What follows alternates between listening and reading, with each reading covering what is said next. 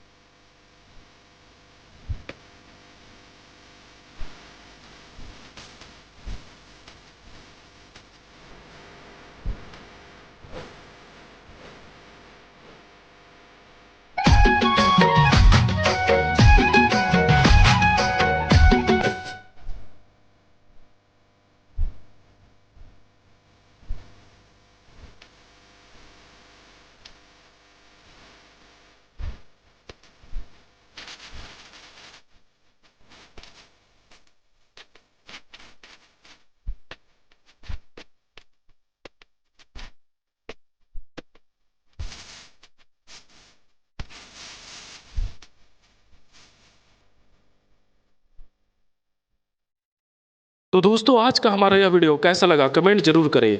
Next video में हम आपको जानकारी देंगे विभिन्न सब्जियों को छत्तीसगढ़ी में क्या कहते हैं उसके बारे में। तब तक के लिए जय हिंद, जय छत्तीसगढ़।